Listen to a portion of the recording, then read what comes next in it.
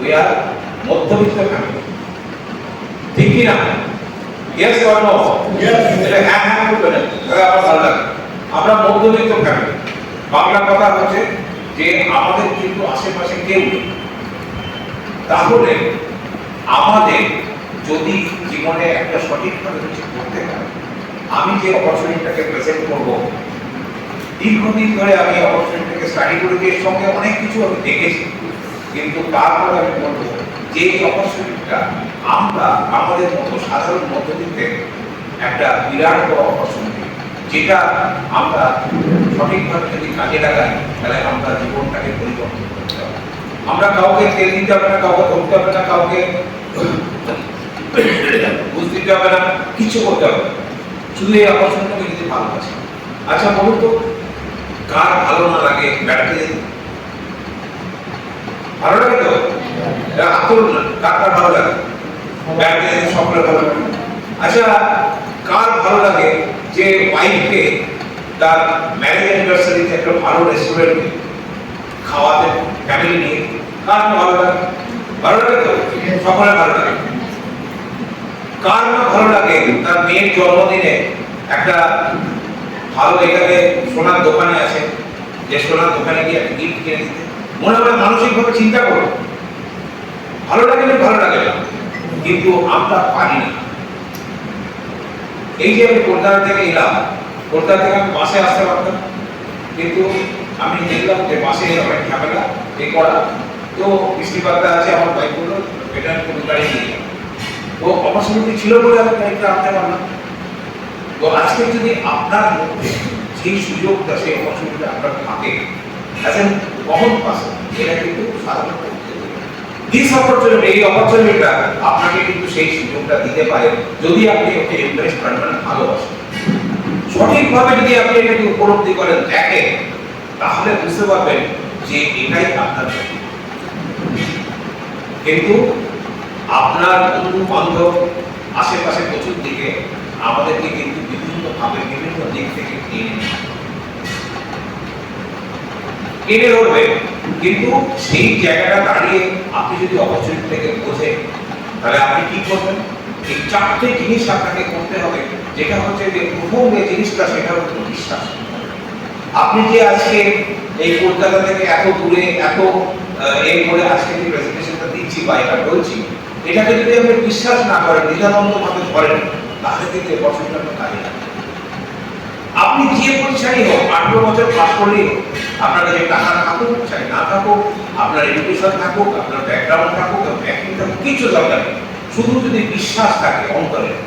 এবং কি হবে, যে অন্তর থেকে যদি আপনি একটা চান, অন্তর থেকে চান, I was so busy with my profession, আমার চাকরি নিয়ে এত ব্যস্ত ছিলাম, আমার আসামের ব্রাঞ্চ, ওয়েস্ট বেঙ্গলের ব্রাঞ্চ ভিজিট করতে হতো, এটা করতে হতো, কিন্তু তার সত্ত্বেও কিন্তু এই অপরচুনিটিটাকে ভালোবেসেছি, যেটা করতে পেরেছি। কারণ আমার নিজের সারা বছর হচ্ছে ভেরি রিনাউন্ড ডক্টর, আমি অনেক জায়গায় বলেছি, সে one of the best doctor pediatric ছিলেন, বেস্ট ডক্টর ইন ইন্ডিয়া, কিন্তু তা সত্ত্বেও তার জীবন প্রদীপ কিন্তু একটা এই রিপোর্ট নিতে গিয়েছিল।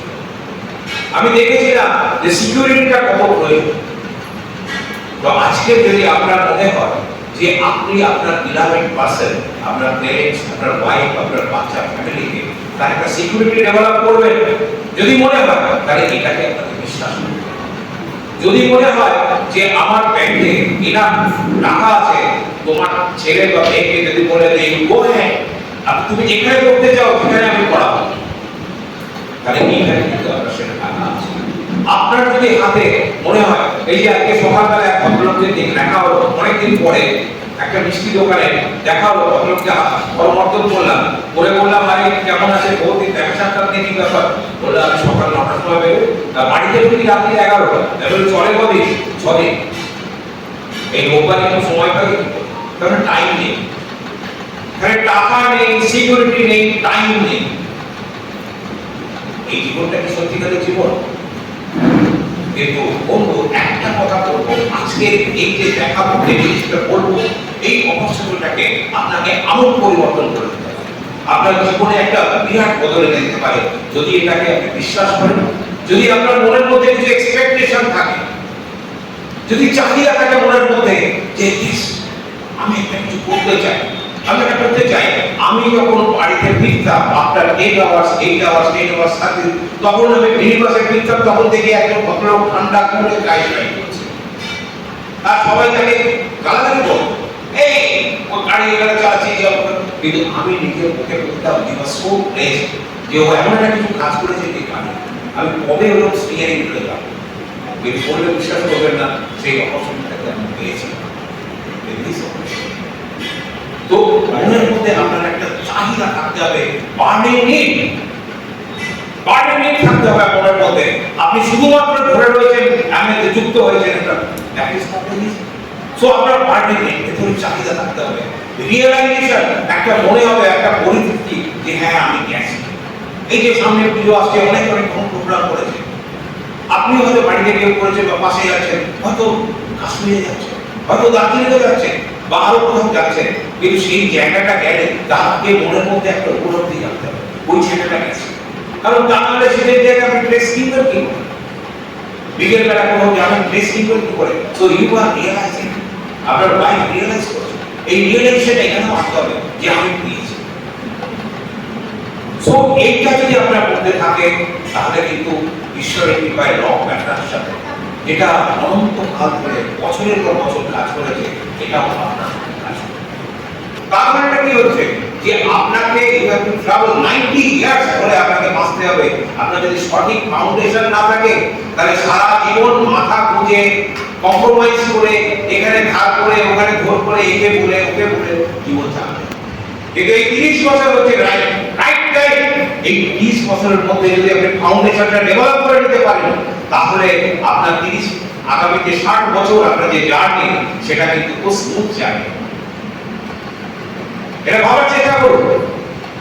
এখানে আপনার কি করতে হবে, আমি বলছি ম্যাক্সিমাম ছেলেরা এখানে যেটা করে, এই বয়সের ছেলেরা টিউশন করতে শুরু করে, পাস করার পর টিউশন করতে করে, দ্যাটস মোস্ট কমার্শিয়াল বিজনেস বলতে তারা শিখে ওঠে, কারণ তার মা বাবা চায় না, কারণ তার মা বাবা যে জগৎ থেকে, যে জামানায় পড়েছে, সেই জামানায় টাইপরাইটার ছিল, মোড়ে মোড়ে পাড়ায় একুই গ্রাউন্ড ক্লক, যার সবাই লেজি রক, এটাই টাইপ করতো এবং সবাই আলটিমেটলি কিন্তু ক্লাস হয়ে যেত। No, say no, you are not born for it. Class হওয়ার জন্য আপনি জন্ম নেননি। যে আপনাকে চাকরি দিচ্ছে, যে মসনদে আছে, সেই যেমন আপনার ব্রেন আছে, তার দুটো কান আছে, দুটো হাত আছে, আপনারও তাই আছে। Why you should compromise? কেন আপনি নিজের মতো দাঁড়াবেন না? সুতরাং বিজনেসটাকে ইনভেস্ট করার চেষ্টা করুন। আপনি চাকরি পাবেন, হয়তো চাকরি করুন, বিজনেসটা করুন। কিন্তু বিজনেসটাকে ইনকাম, যে চাকরির যে ইনকাম, এখনকার তথ্য জানেন, তথ্যটা হচ্ছে যে একটা চাইল্ডহুড থেকে একটা গ্র্যাজুয়েশন লেভেলে যেতে গেলে, ব্যাচেলার্স ডিগ্রি হতে গেলে 20 থেকে 25 লাখ টাকা মিনিমাম খরচা করতে হয়। তাহলে একটা ফ্যামিলি, আপনার পেছনে তার বাবা মা 20 থেকে 25 লাখ খরচা করছে, what is the rate of return of investment? চিন্তা করে দেখুন, আপনি কোথায় আছেন? 1 কোটি থেকে 2 কোটি লোক গ্র্যাজুয়েশন কমপ্লিট করে প্রত্যেকটা বছরে। চাকরি কতজন পায়? 70-75। তাদের অ্যাভারেজ স্যালারি কত? 15 থেকে 25 হাজার। তাও সবাই পায় না। 70-75 লাখ চাকরি পায়, তাদের অ্যাভারেজ স্যালারি কত? 15 থেকে 25 হাজার। এবং এই চাকরি আবার মিড অফ দ্য ইয়ারে আপনার চলে যাবে। আজকের যে জামানা পুরো বদলে গেছে। এখন বলছে যে হায়ার অ্যান্ড ফায়ার। যখনই আপনার প্রয়োজন হবে আপনাকে হায়ার করবে, যখনই প্রয়োজন হবে আপনাকে ফায়ার করবে। আজকের পরিস্থিতি কিন্তু উঠে গেছে। সুতরাং এই বছরটা, এই 30 বছরটা হচ্ছে আপনার আইডিয়াল টাইম। এইখানে যদি আপনি এই বিজনেসটার দিকে মন দেন, আপনি যদি মনে প্রাণে, ওয়ারেন বাফেট হচ্ছে পৃথিবীর মধ্যে one of the richest person, multi-millionaire. 11 বছর থেকেও বিজনেস শুরু করেছে। আমেরিকায় দেখুন যত বিজনেস শুরু হয়েছে, অ্যামাজন থেকে আরম্ভ করে, যত টেসলা থেকে আরম্ভ করে, যত কিছু বিজনেস আমেরিকা থেকে হয়েছে, বড় বড় বিজনেস। ওরা জীবনের শুরু থেকে কিন্তু বিজনেস করতে। তাহলে বিজনেসটা কেন করবো এটা ভাবতে হবে। এবং আপনি যদি বিজনেসের মধ্যে টিউশন করছেন, টিউশন করলে কি হবে? কিচ্ছু হবে না, ওই মাসে সেটা টাকা দেবে, তারপর বলবে এতদিন আসেনি, মাইনাস করে পাবেন। কিন্তু আপনি যদি বিজনেস করেন তাহলে what would be your attack? Attack মানে ট্রেস। আপনি ট্রেস কেমন করবেন? আপনি যখন ইন্টারভিউতে যাবেন আপনি কিভাবে করবেন? What is the people skill? People skill শিখতে পাবেন। তাহলে একটা ছেলে, নতুন ছেলে গ্র্যাজুয়েশনের পরে এই জিনিসগুলো ফ্রি অফ কস্টে কোথায় পাবে? সে যদি অ্যাসোসিয়েটেড হয় এরকম একটা জায়গায়, অর্গানাইজেশনে, সে শিখবে হাউ টু ট্যাকল, কি করে মানুষের সঙ্গে রিলেশনশিপ বিল্ড করতে হয়, কি করে মানুষের সঙ্গে মানুষের এটা, এই যে আমার যে জিনিসটা, সেই জিনিসটাকে সেল আউট করতে হয় কি করে, মানুষকে কি করে বোঝাতে হয়, এই জিনিসগুলোকে দেখা শুরু। সবসময় টাকা প্রথম থেকে বাড়িতে মা বাবা বললো তো কত টাকা দেবে, কত টাকা বিজনেসে হচ্ছে, it is not that business, এটা হচ্ছে সোশ্যাল এন্টারপ্রেনিউরশিপ। এটাকে কি বলছে? Social entrepreneurship.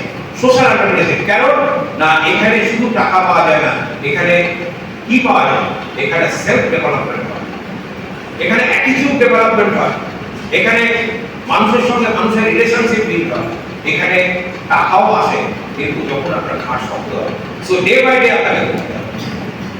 তাহলে এই যে জিনিসটা, এইরকম সহজ জিনিসটা আপনি কিন্তু অন্য কোথাও পাবেন না। এই যে ট্রেনিংটা, এবার এই ট্রেনিং পাওয়ার পর যদি আপনি চাকরি পান, আপনি 15 থেকে ধরুন 20,000 কি 15,000 চাকরি পেলেন, কিন্তু বাই দ্য টাইম আপনি বিজনেসটা ডেভেলপ করেছেন, তাহলে আপনার কি হলো? ইনকামের সাপ্লিমেন্ট, যেমন ফুড সাপ্লিমেন্ট হচ্ছে, যেমন আজকে ছেলে স্কুল থেকে ফিরে এসে টিউশন যাচ্ছে, যে এডুকেশন সাপ্লিমেন্ট হচ্ছে, তেমনি কিন্তু এখানেও আপনার ইনকাম সাপ্লিমেন্ট হচ্ছে। তাহলে দিস ইয়াং পিপল, যেটা আগামী দিনে আরো আসবে। এখন জানেন স্ট্যাটিস্টিক্স বলছে ভারতবর্ষে 1,40,00,000 জনসংখ্যা 65% হচ্ছে বিলো 30 ইয়ার্স। এই 35 ইয়ার্সটা হচ্ছে ভেরি ক্রুশিয়াল। কিন্তু আমার যে মনে হচ্ছে এখানে মধ্যে বিলো 35 ইয়ার্সের কেউ নেই। আছে কি? আপনি একটু হাত তুলুন। ও আপনি আছেন, ভেরি নাইস, আপনি ভিডিও করছেন। তো আপনার জন্য আমি বলবো this is the golden, this would be the golden opportunity. আপনি যদি এটা সঠিকভাবে এটাকে কাজে লাগান, it may be you may be housewife, you may be a student, you may be a service oriented, কিন্তু এই টাইমটা, this is the golden time, এটা যদি কাজ করেন তাহলে আপনাকে দুটো পায়ে আপনি হাঁটতে পারবেন। যেটা ডেমো করে দেখি, এক পায়ে কতক্ষণ দাঁড়াতে পারবেন, এক পায়ে কতক্ষণ দাঁড়াতে পারবেন, বেশিক্ষণ না, দুটো পায়ে অনেক। তার মানে আমার বিজনেস ইনকাম, আবার স্যালারি ইনকাম, যাই হোক আমার স্যালারি ইনকাম। তাহলে যখন লোকে জিজ্ঞেস করবে কি করেন, আমি চাকরিও করে সঙ্গে সঙ্গে পার্সোনাল বিজনেস করি। কিসের বিজনেস করেন? Social entrepreneurship. কিসের বিজনেস করেন? ডিস্ট্রিবিউটরশিপ নিয়ে। কিসের ডিস্ট্রিবিউটরশিপ? এন্টারপ্রাইজ নিয়ে ডিস্ট্রিবিউটরশিপ। সো গ্যাপলি আপনি বলতে পারবেন, আপনি শিখতে পারবেন। সো সুতরাং আপনি যদি অ্যাসোসিয়েটেড না হন, আপনি আজকে শেয়ার মার্কেট কম হয়ে যাচ্ছে, বেড়ে যাচ্ছে, হু করে বেড়ে যাচ্ছে, কিন্তু কি লাভ হচ্ছে? আপনি কাগজে দেখছেন শেয়ার মার্কেট, আপনি আইডিসি একটা শেয়ার কিনেছেন, then you get the result. আপনি ওপেনলি এসব